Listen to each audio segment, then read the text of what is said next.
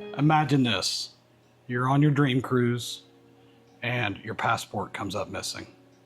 What do you do? Can you even get home? Can you get back on the ship? We're going to help guide you through the steps that you need to go through.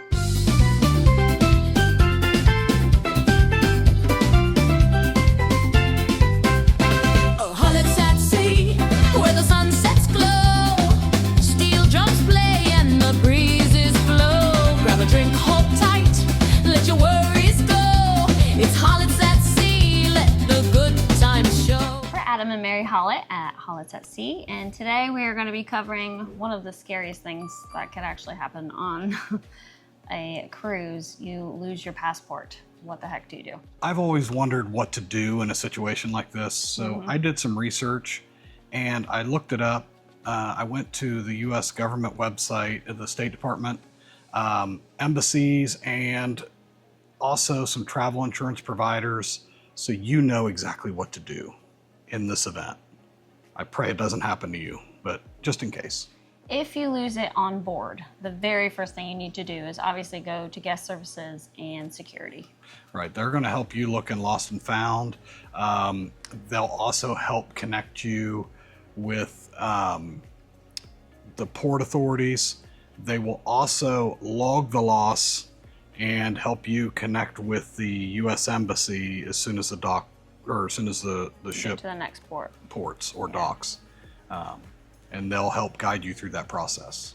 Now, the State Department process, I'm going to go ahead and read it so I make sure I have the right information for you, but you're going to fill out the DS-64 form, which is a lost passport form, and you're going to fill out the DS-11, which is a new application. You must apply in person at an embassy or a consulate, and you can get an emergency passport. It's valid for up to 1 year, and it takes about 2 to 5 days to get that. So you could be stuck at the port. Again, this is why I tell you travel insurance is very important, and it will help with this. Now, I do not know if you can just stay on the ship and never get off at a port, but I don't think you can get back through customs when you get in port. I will check on that. And if I have an answer, I'll put it in a pinned comment and in the description below to follow up on that for you. If you lose it in port, immediately report it to the local police and then immediately call the ship. Right. You will need the police report for the U.S. Embassy as well. The next step is you're going to head to the nearest embassy or consulate.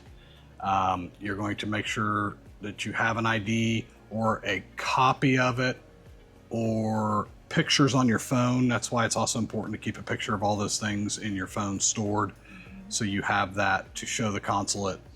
It helps speed the process along considerably. Now, if the ship leaves without you, you may have to meet it at the next port of call, and that's again where the travel insurance will help get you there. And then if you get your emergency passport, then you can get back on the ship. Or if you can't do that, you can get your emergency passport and then fly home. Another reason travel insurance is really good is it helps definitely speed up the process. Right. It also helps cover replacement costs. Your trip interruption and delays, like if you miss a part of your trip. It does not cover you for getting your passport at home. No. That's something you need to remember.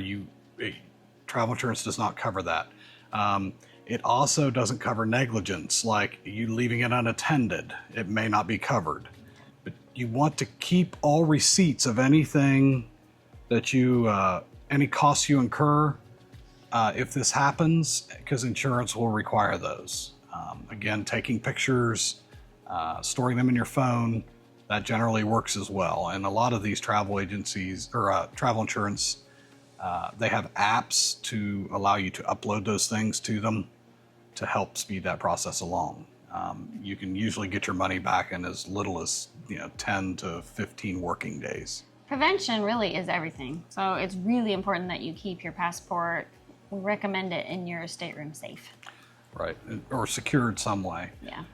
I do have on our website a like a security anti-theft purse that is linked there, that it prevents cutting and it helps negate any kind of theft like that. Again, keep copies, digital pictures of all of your IDs, all your documentation on your phone to where you can have ready access to it if you ever need that. And also damaged passports, like with tears, lifted pages out of it, things like that, they can deny you boarding for that as well. So, you want to keep that thing safe. Don't get it soaking wet. If it, gets in the water, you might need to get a new passport. And A lot of them now are plastic, right. like the hard plastic. So, but if you Yeah. have an older one, you're probably due for a new one anyway soon. I'm coming up very soon. I think I have 2 years left on mine. Also, if you have 6 months till it expires, and you're getting on a cruise and there's 6 months or less left, they can deny you boarding. It's good to go ahead and Check get ahead that. on that. Too. Check ahead on Yeah. it and get you a new one if you need to. I'm allowed to go on our next 2 cruises, and then I'll have 9 months left, and then I'm going to go ahead and renew it at that point. So I have a new one. So now if you're an international cruiser, for our friends overseas, you're going to have to report it to the police or the home office, and you'll have to apply for emergency travel documentation. But other countries, you're going to want to check your government embassy for their rules and regulations on what to do. Most of what we're speaking about is here in the U.S. Always check your local embassy for that information. So whether you lose your passport on board or in port, the steps are clear. Report, contact the ship, go to the embassy, and have insurance. And prevention. Copies of everything. Your room safe. Keeping your passport in a good condition and keeping it secure. Have you ever lost your passport or come close to it? Had a scare? If so, please comment below. We'd like to hear it and maybe feature it in a later video coming up. Hopefully that never happens. Yeah, I hope it Thankfully, doesn't. we've never had that. Also, please don't forget to subscribe. We're trying to get to that 1,000 subscribers before our January cruises, and we really need your help, and we really appreciate it. I'm also looking to do a future video of really neat cruise gadgets, just some things out of the box that you wouldn't think that could help on a cruise, but they may. And I'm a big nerd, and I love tech, and I love gadgets, so I've got a lot of things I'm working on to review and bring to you, and maybe they'll help you cruise better. And again, thank you for joining us this week, and stay tuned next week as we bring you more tips, hacks, and just all things cruise. We really appreciate you again. Thanks. Bye. Bye.